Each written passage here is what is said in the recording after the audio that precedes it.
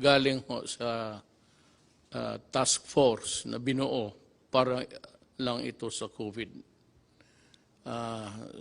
But there are things which are not included here or needs to be expanded more thoroughly. Then I will discuss it in the second stage of my talk by just answering the questions that have come to me officially, mga sumbong ng tao through text, and there are about 1,000 really.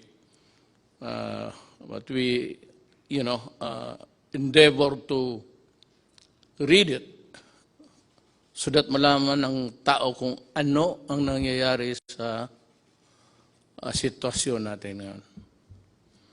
So, basahin ko yung report ng Interagency Task Force for COVID. I'd like to read it slowly so that everybody is put on notice. There is no room for misinterpretation or maybe a double or what you would call, let me look for the word, I forget, but I'm sure it will come back to me. So first, let me read it.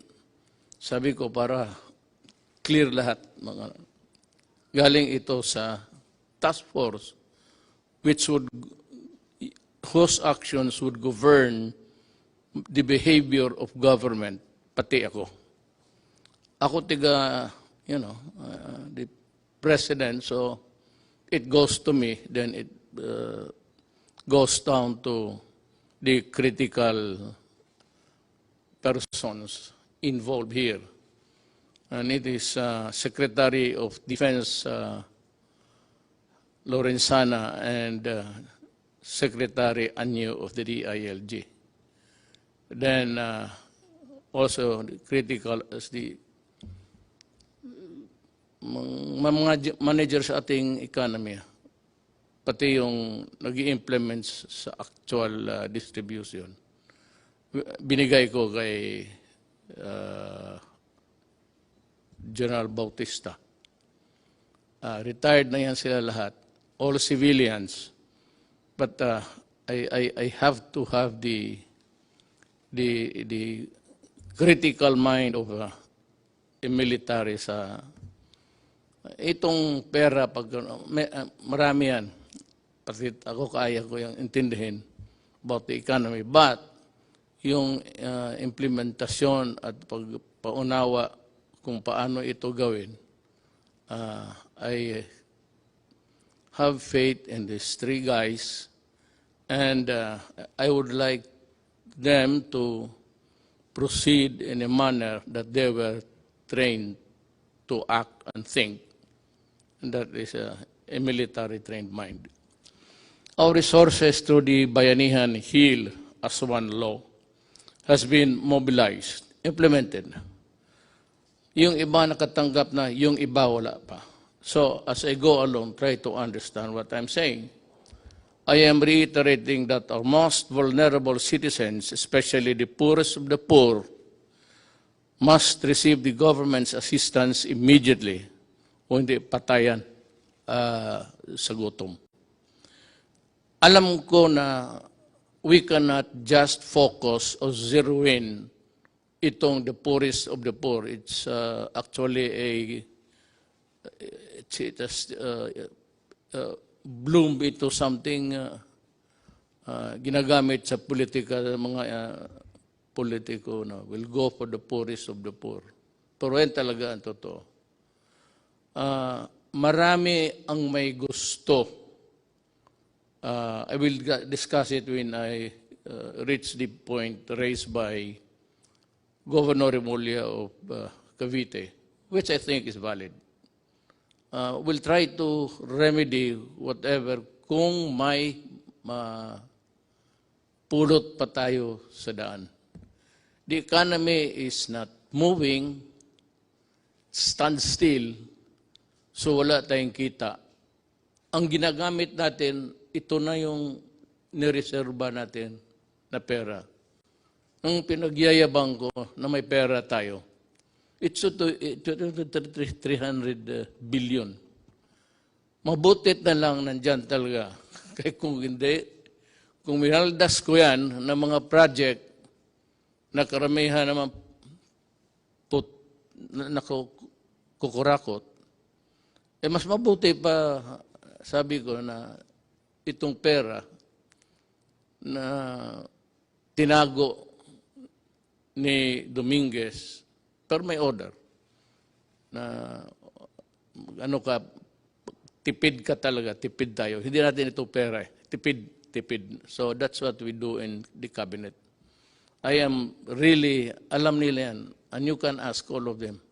Allergic ako sa paghingi na ng pera ang project ng mga cabinet members. Yung iba, hindi ko talaga pinipirmahan. Ayaw ko lang sabihin, may iba dito involved sa 270 billion. Sabi ko sa kay Midjaldia, kindly tell the cabinet member that I am not signing his program. Not because I do not trust him, but talagang isali na lang natin sa lahat kasi kukulangin tayo.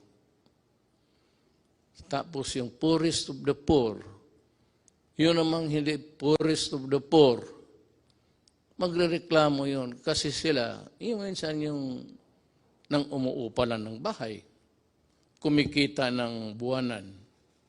Yung poorest of the poor, yan yung araw-araw na hindi makakain kung hindi makatrabaho or wala ng trabaho.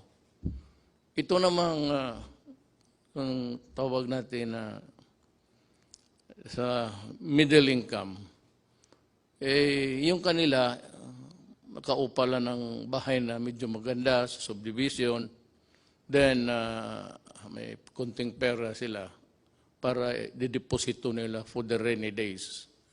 Now, what is really very sad is that the rain has arrived. Yung save a penny for a rainy day, dumating sa ating generation. Hindi natin gusto yan. Ayaw kong magkulong ng tao. It gives me nightmares thinking, kaya pumayat. Kasi ako, pag nagising ng gabi, pag umihi ako, hindi ako bumabalik sa kama.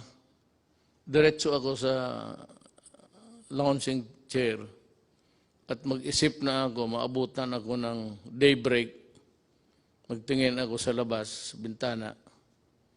Paano ko? Sa akin lahat maghiram o the 100 billion pesos for 1 month or the 270 billion pesos for 2 months yan, nakaprogram na as earlier estimated, is not enough. I'm calling on the Secretary of Finance to generate. Magnakaw ka, maghiram ka, walang pakialam, i-produce mo yung pera kasi pag naubos na ito,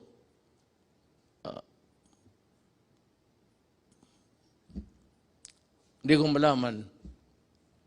Itong COVID na ito talaga yung tunay na. At the start, sinabi ko sa inyo, bantay kayo dito, bantay tayo. Talagang yayarain na itong COVID na ito. It might not really cripple a country, but it will, of course, cause a sadness and fear kung paano tayo makaraos dito.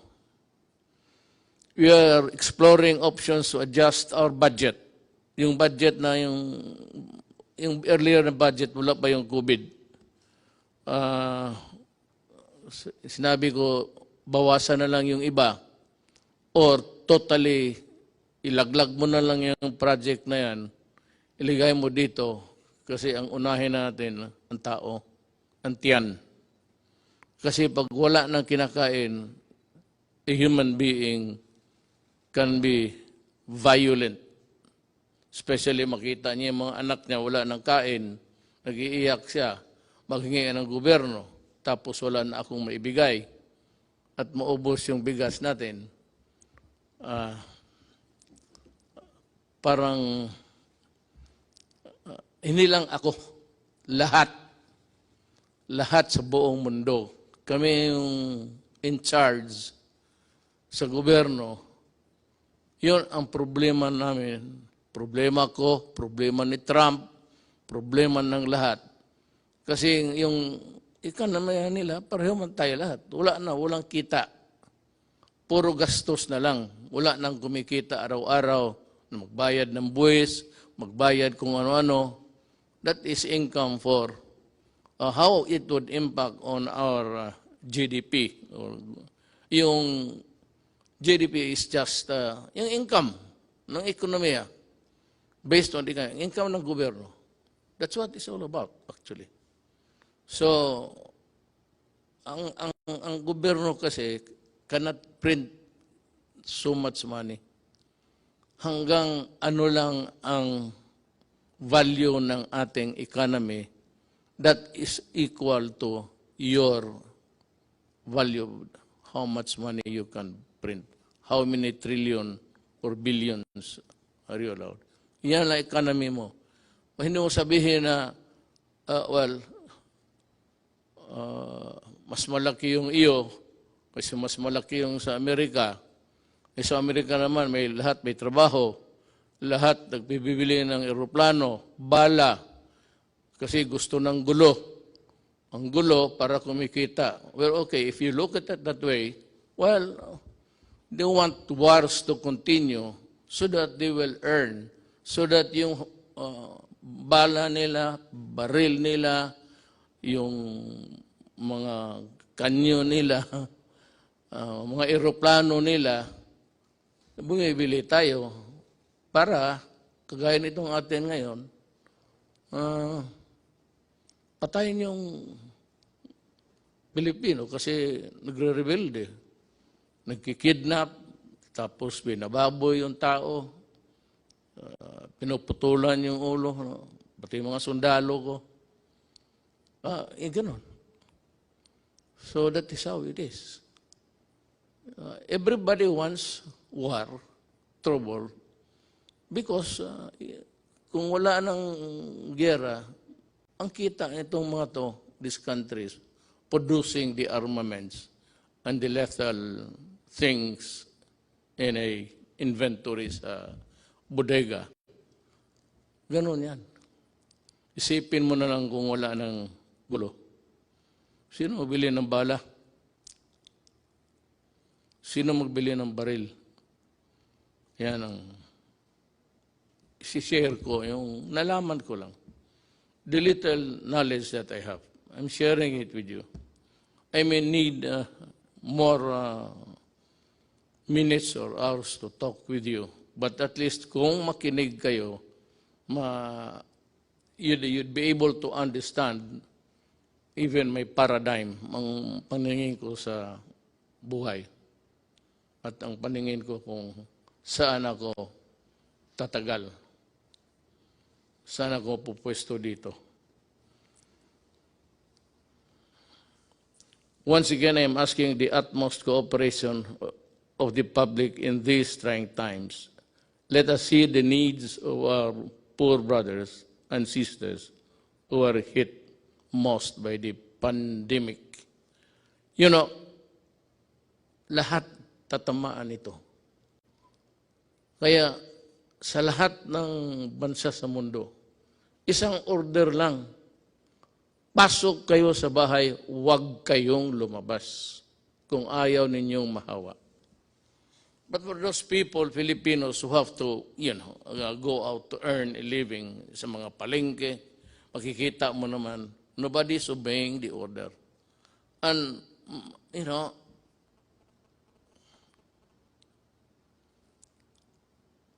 the devil and the deep blue sea ako eh. Paano, ibawal ko, huwag silang magtrabaho, lumabas. Hindi kakain yan. Mabutit na lang nga, hindi na humihingi sa iyo. Pero ngayon, kung talagang higpitan mo, which is really the advice of all governments, lahat ng gobyerno, ito ang sinasabi. Go inside your house and lock it and do not come out until the pandemic is over. When? I do not know. Ano ba itong, bakit ba itong gobyerno na to hindi niya ma-solve?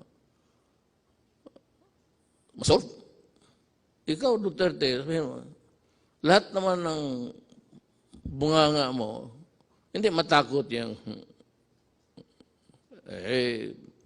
halos in order patay pati isda. Wala kang magawa nito, hindi mo matakot ang COVID ho is science. Period. The reason why we are ordering you inside the house is also science. Period. Hindi ito kalaban na galing sa it's a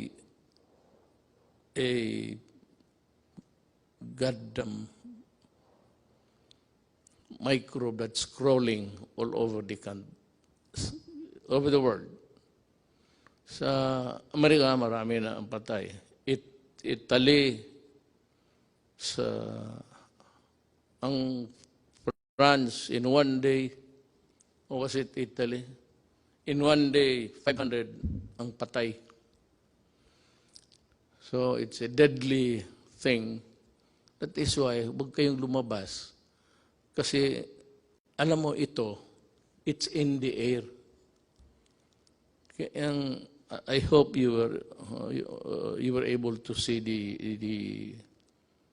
the Japanese experts science paano mag-transmit. Kung kaharap ka lang ng ganun dito, less than 10 feet away, then I sneeze, mag-atching, mag-ubo ako. Tapos tinignan nila sa infrared, pinatayin lang yung ilaw, tapos tinignan nila at tapos naglagay sila ng dami. Pag makita natin, nakita ko this morning, early, paano lumilipad yung sumasama sa hangin. Kaya mag-mask kayo. Kasi pag nahigop mo yan, it's in the breath. Lahat naman tayo humihinga. Pag nandiyan ka, less than 10 feet, may hangin, dadalhin yung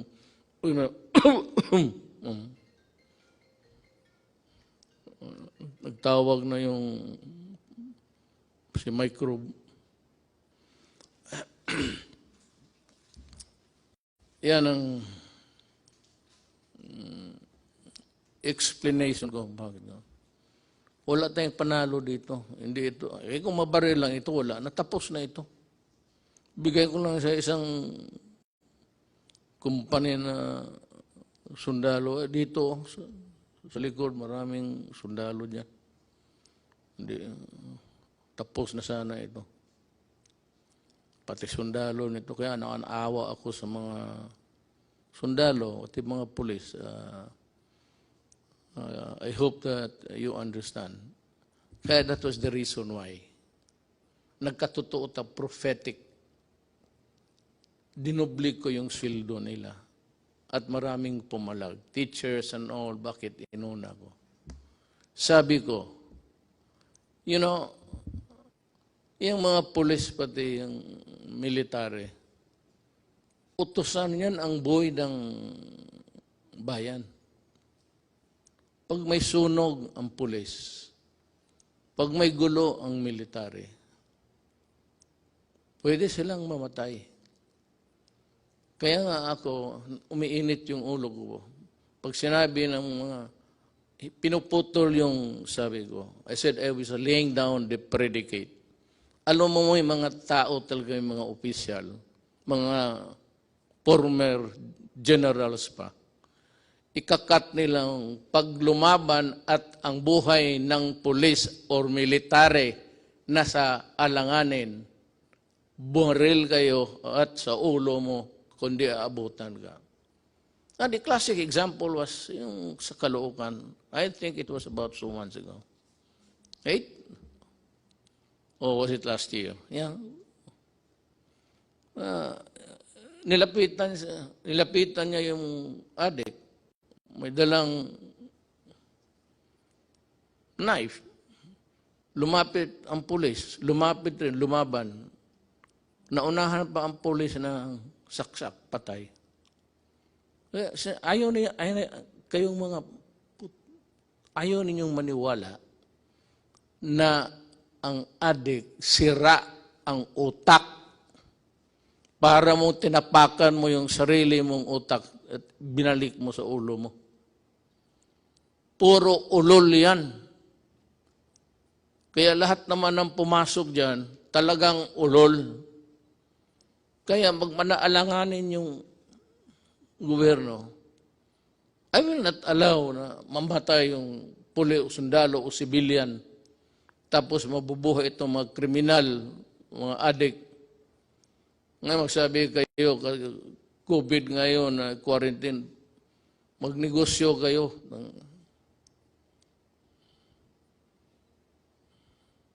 Wala nang malagyan eh. Nandiyan naman yung Manila Bay, tapon mo lang.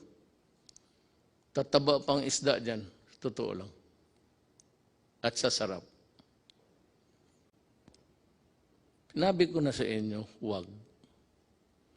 No, ngayon, it's a thing which is, I said, rampaging all throughout our country. And every country for that matter. Huwag ninyong subukan ang gobyerno kasi pati ang gobyerno desperado na. Ako desperado na rin. Sabi ko nga, nakatutok ako sa bintana. Makita ko na lang. Kaya may tulog ako. Kanina nagising ako mga 3 plus. Pag 2 beses ako before getting to bed, and once, talagang mag-ihi ako 1 beses, umaga. Yung gabi, no, magising ako. Nakatutok ako sa madilim na langit. Well, it's a private thing, but nagdadasal ako.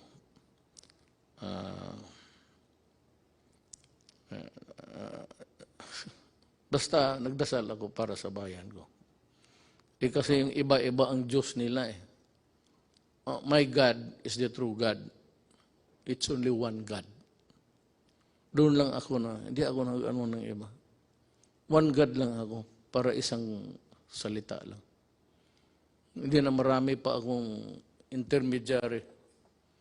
Parang santo, checkpoint yan. Diretso ako. So hindi na ako nagsisimba.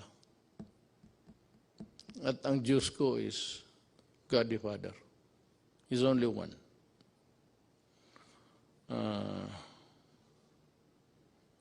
To my fellow, to my brothers and sisters, especially those who have more in life, baka makatulong kayo sa extent ng financial assistance.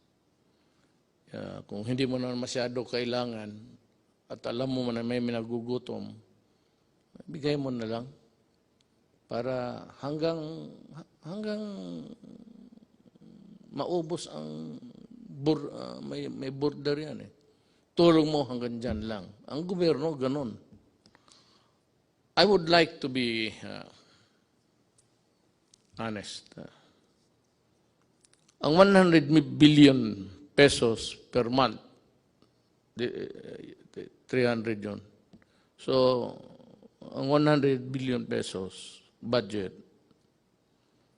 or 270 billion pesos for 2 months as they are estimated.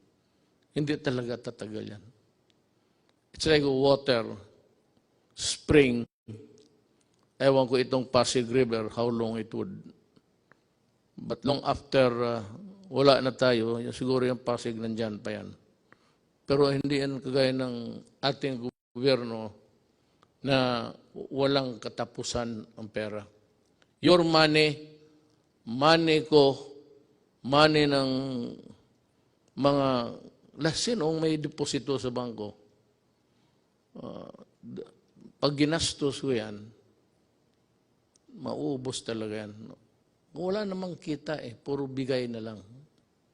So that is a problem. Kaya sana, Bisaya pa, dili na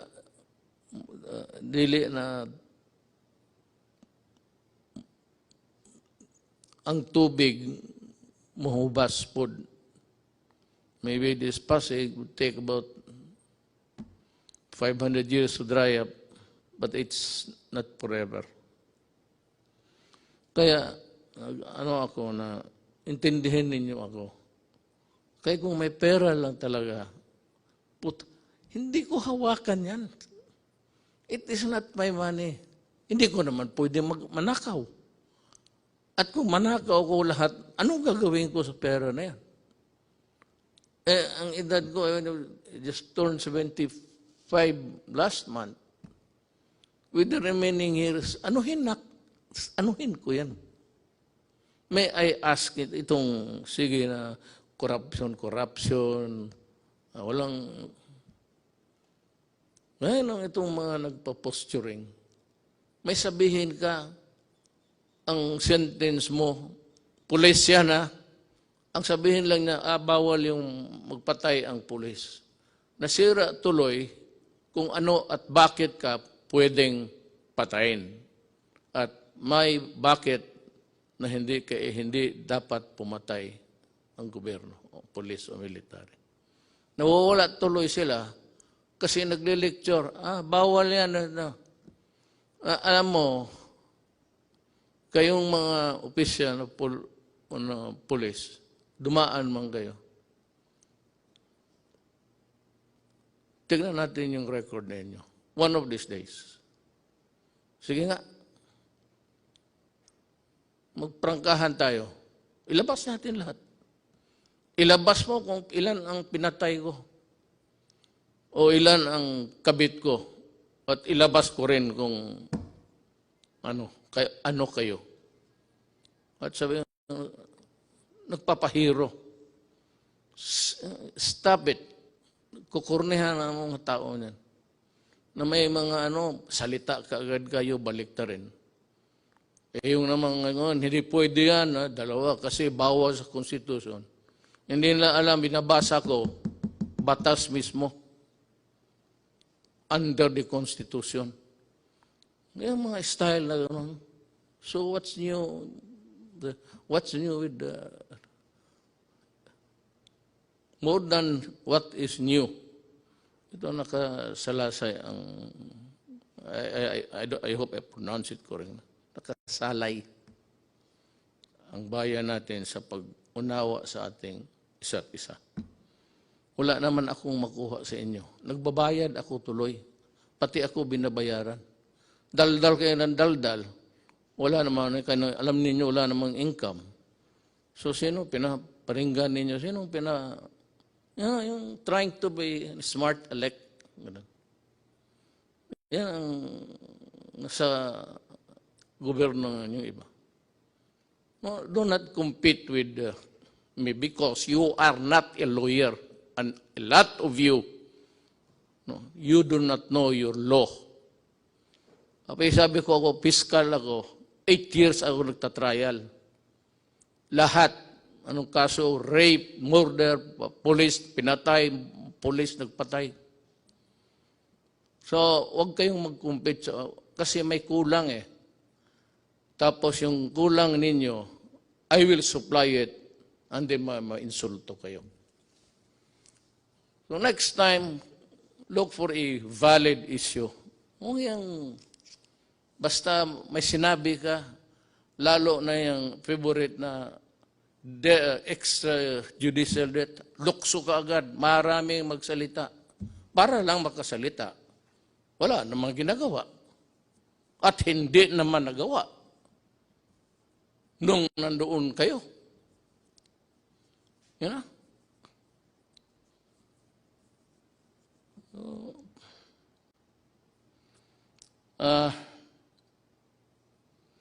Let us take this problem one at a time. Ngayong itong buwan ay tututok lang tayo dito. Meron yung ka-program for the next month. Pero kung gamitin ko yan ngayon at wala akong makuha, sa pagdating ng next month, saan kukuha? Sabihin ng Kongreso, binigyan ka na nga namin ng bilyon-bilyon. Yan ang bilyon-bilyon. Ang ginastos ko naman, sabi ko, at yung mga tao na humahawak yan, mga military, ano yan, military na nakita ko, mayor na may prinsipyo at so, buwan-buwan lang tayo, ha? We are also trying to perfect this. Kung gusto lang natin, pero ang buhay kasi ganun. Gusto ko bigyan yung poorest of the poor, which is the popular cliche o politician. Nandiyan kami sa inyo ka poorest of the poor. Patignan mo kung nandiyan na sa pwesto. Poorest of the poor, kayong panahon nila, nakita naman ninyo, anong ginawa? Anong ginawa nila? Nasa gobyerno, itong madadaldal, nasa gobyerno nakita mo. O nagsuporta ng gobyerno na yun. Tatignan mo. Ngayon tapos, marinig ka na ano dito, nagpapaiwan mo na House Duterte, patayin si Duterte. Ito si, narinig, mabutit na lang nandyan si Attorney Pamatong. Sabi niya, dyan sa Facebook ba yan? He declared himself that I am the duly elected President of the Republic of the Philippines and I am ordering the military to arrest Duterte and to, sabi ko, tinanong ako ng staff dyan paglas, anong masabi mo sa sinabi ni Pamatong? Sabi ko, tama siya. Tama talaga siya. Sabi niya, siya lang ang he will solve the problem in 3 weeks. Sabi niya, ang military, kailangan arestuhin because nandito ako ready to solve the pandemic that has struck the entire planet Earth and he will solve the problem. Tama. Kung gano'n na siya, tama, I agree. Kung magpunta siya dito, mag-usap kami. Kung ang solusyon niya okay, then sabihin mo sa military na, Adre, tama si Amatong. Alis na ako.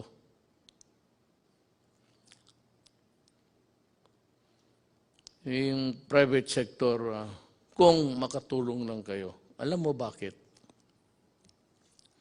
Hindi yung private sector na yung buwanan lang rin ang sweldo pero may bahay, either financing o umuupa sa category, unfairly though, middle class na yun sila. So sila, sinulatan ako ni Governor John Vic Remulla. He said, among the memo dumating sa akin is, humingi nito, among them is Governor John Vic Remulla, who is appealing to include the middle class in their constituency because kailangan rin nila. Ako, I agree. I know the political, economic horizon of the country. At least, nung akin lang, yung maliit kong sabi ko, hindi ako nagyayabang, maliit lang yung akin, how I deal with the problem. Alam ko, at kung maari lang, isali ko sila. But can they be included in the 270 next month? Hindi nga eh. 217, yun yan. 300,000 minus 270. Yan ang maiwan. Kasi, yung sa estimate namin, hindi nga namin sila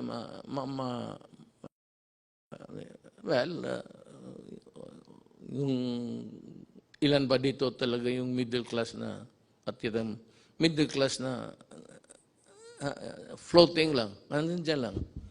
May just making what's tapos to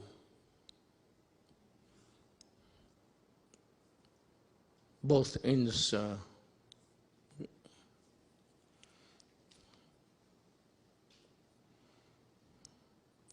alam mo, ang sagot ko kasi dito, sagutin ko na lang. Ang solusyon nito is vaccine. Walang iba. Unless and until the bright boys, the scientific minds can come up with a vaccine or a previous, sabi nila yung sa malaria. I remember yung tatay ko. May tinamaan ng malaria yun eh. Panahon ng gera. Kita ko siya yung mag-shake para talagang parang addict. Ano yung anti-malaria, I remember. But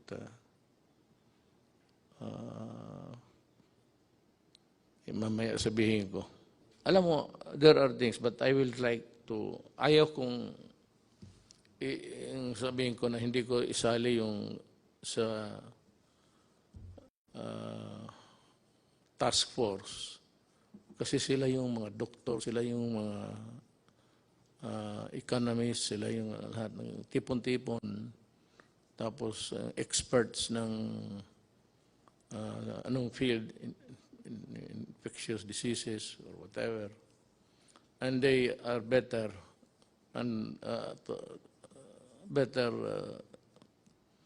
to be there to help solve the problem. Tayong ako abogado, wala talaga ako. Wala akong maitulong except gagawin ko lang kung ano ang mabuti sa bayan na huwag mo baliktad. Pero kasabi nga dito, the resources is not infinite. Infinite is everlasting. It's finite. Finite is hanggang may border lang talaga. So sa buhay na ito, lahat talaga may border, pati ang buhay mo. O whatever it is, pera mo. Maraming mga mayaman dito noon, panahon estudyante po kami. Ngayon wala na. Because, ganun ang buhay. There's not enough money to go around. ang gusto kong maintindihan ninyo, na itong problema natin, talagang problema ito. Kung ayaw ninyong maniwala, edi kayo, basta ang pangkontra nito is stay home at huwag kang mahawaan because it's in the air. Nandyan sa hangin eh. Pero hindi niya magtagal yung mga virus sa labas, sa init. Pero nagkukontaminate yan madalas yung itong sana mapanood ninyo yung experiment ng ginawa ng mga Japanese doctor. At pinalabas doon sa Amerika. Ang Amerika talaga ang nawalop. Maraming patay sa Italy, Spain, France, pati Amerika. Ngayon, bumaba ang patay nila. Pero the prediction is really dire. For as long as there is no vaccine or any medicine that this men of science can think of to put an end to it, we will suffer. Hindi ko alam kung kailan kayo, sabihan ko sa inyo, bahay lang kayo. Hindi ko alam kung kailan ako makahatid ng pagkain sa lahat. Hindi ko alam kung saan ako magkuha ng pera. Hindi ko alam kung ano ang ipagbili ko na kung may magbibili.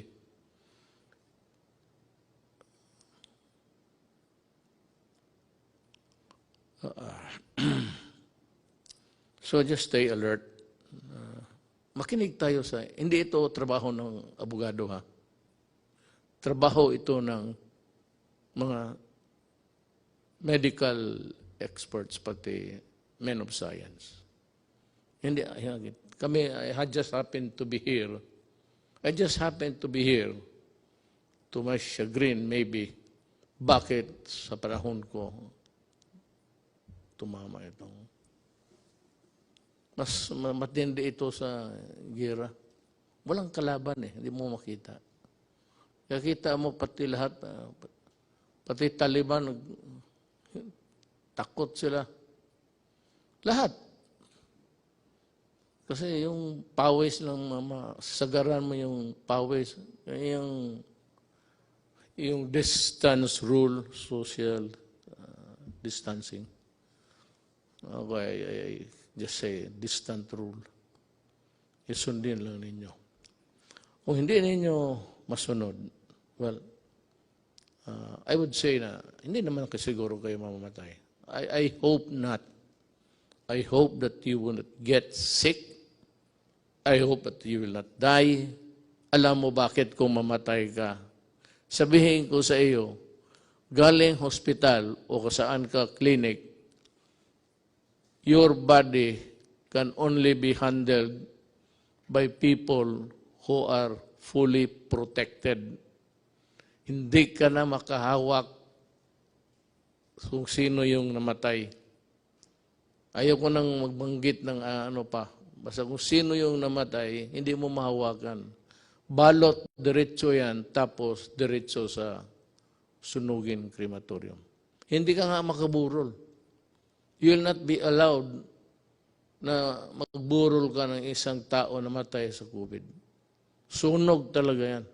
Kaagad. Ora mismo. Hindi mo na makita.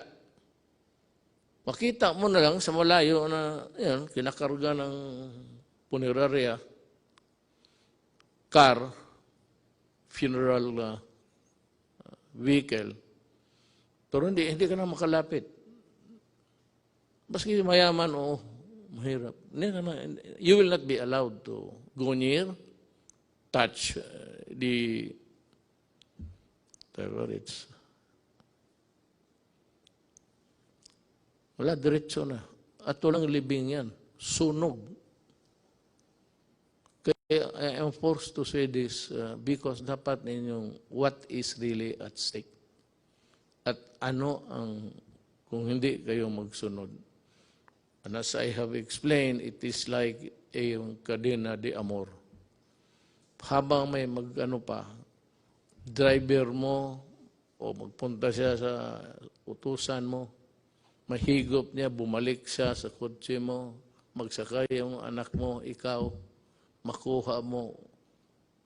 Hindi na siya kailangan mag-atching pa. Yung breath niya, yung ginawa niya, nasa kotse, yun. O anak mo, payagan mo, mag-socialize, mag-inuman, tapos may yung isa, may tama pala, kasi ang tatay niya galing sa tapos isang kwarto, hindi niya alam na delikado yung enclose, mabuti pa buksan, mag-aircon ka, buksan mo. Ano ko lang yan, kasi yan man sinabi ng hapon. Ganun ang interpretation ko. Ngayon, kailan matapos ito, Duterte, ang paghirap mo sa amin? Hindi po. Handa po akong, sabi ko, kung totoo yung pinapahirapan ko yung Pilipino,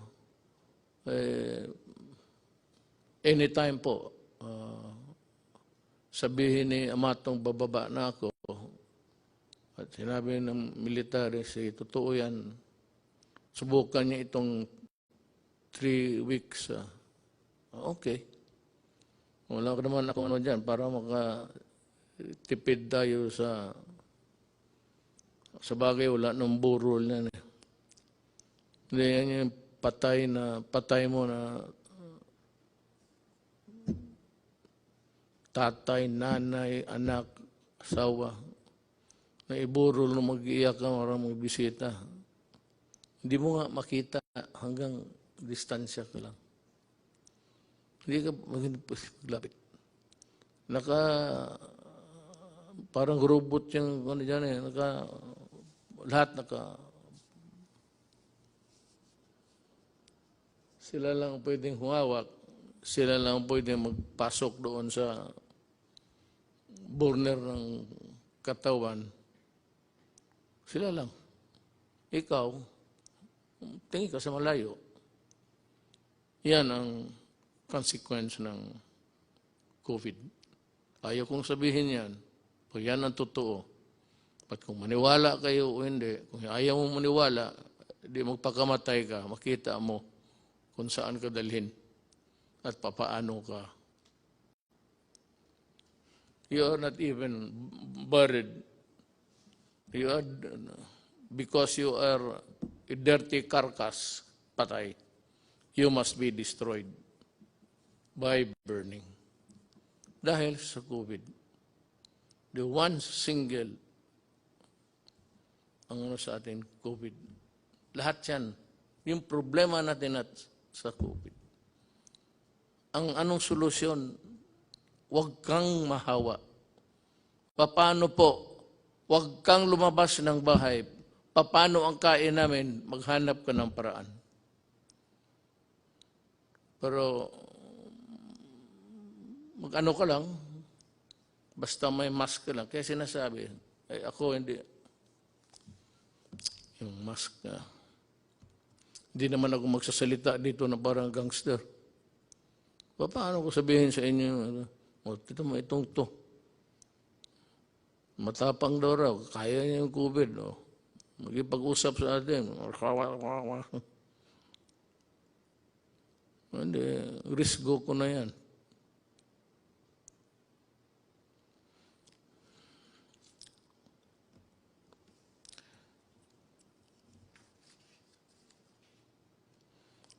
It's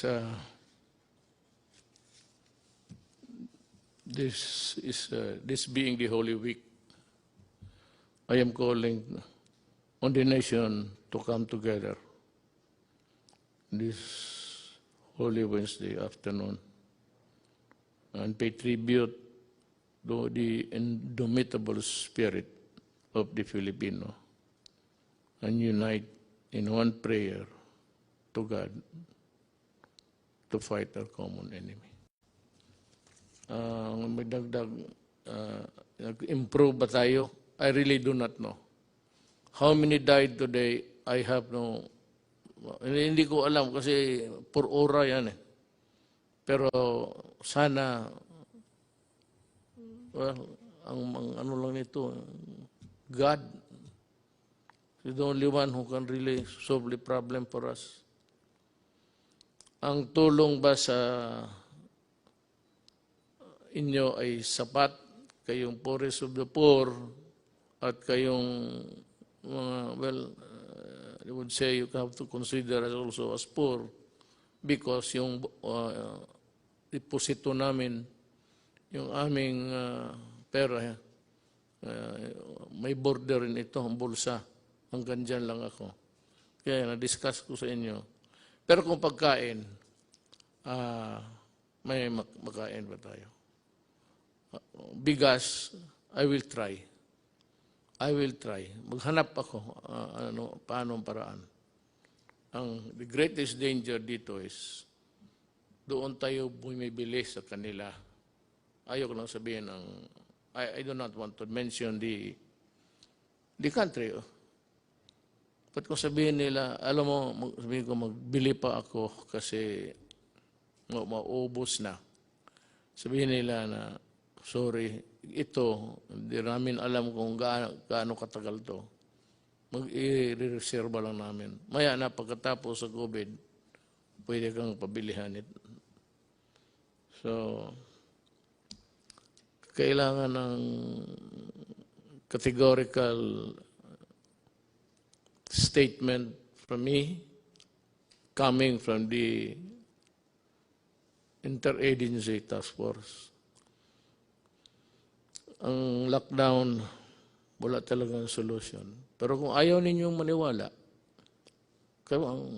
take the risk.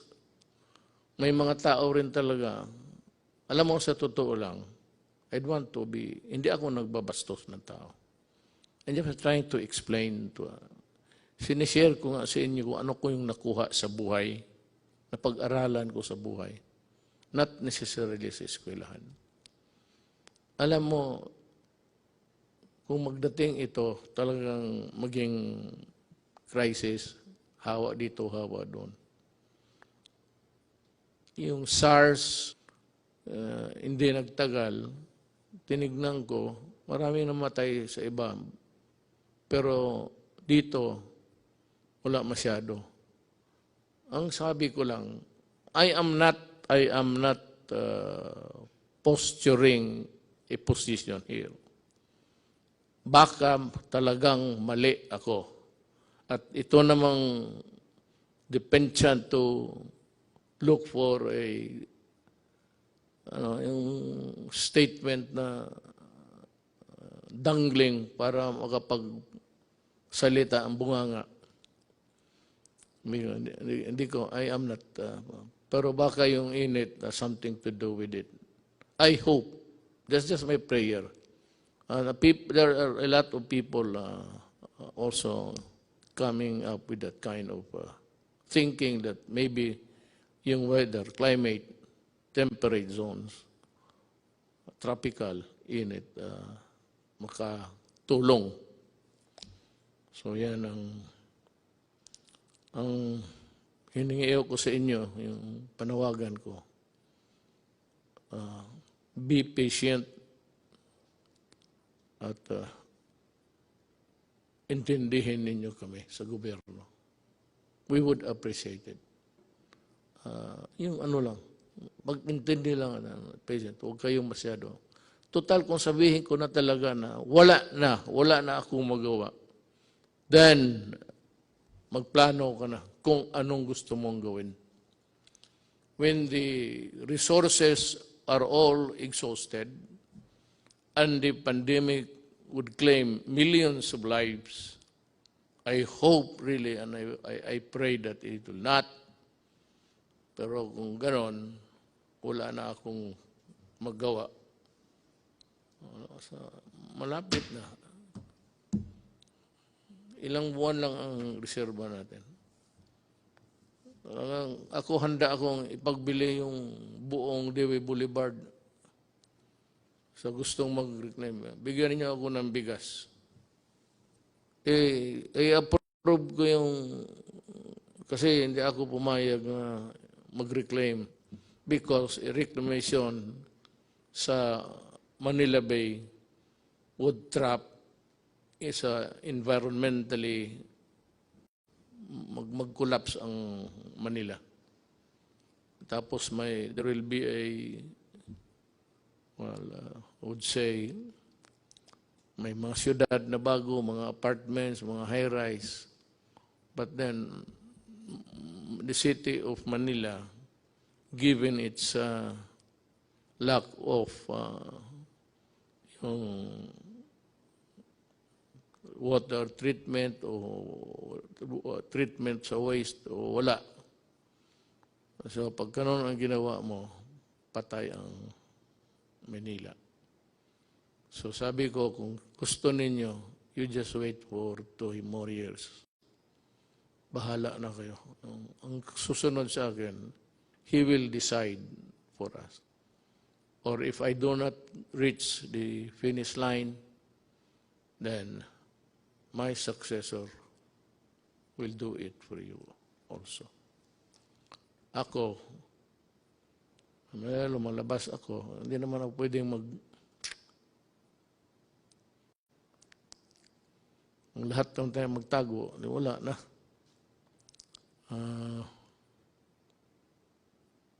I have also to magsusugal rin ako. If you really want to know, we have discussed it actually, even before this. We are inclined to extend the lockdown up to April 30. Tignan natin after that. In the meantime, magdo-double time kami doon sa tinatawag ninyong middle class. How is it defined or arrived at correctly? We will talk about this. I address myself to the people who have the money now to help, pati yung mga employers. Alam mo, tulungan ninyo ang gobyerno, ang bayan natin. Kasi pag bumagsak ang gobyerno, bagsak kayong lahat. Pero sabi ko nga, I end this with a prayer. Yun, gusto ko lang masabi rin ang ano nga sa utak ko para maintindihan rin niyo ako. At sana next time I would talk to you, baka mag-improve na ang situation. Whatever be the correction, kung makorek itong, it's an anomaly sa ating buhay sa mundo. May ganon eh. So, if it can be corrected, lahat naman tayo, we only plead if it's time. He created the world, planet Earth, and if God wants it ended, so be it. Salamat po.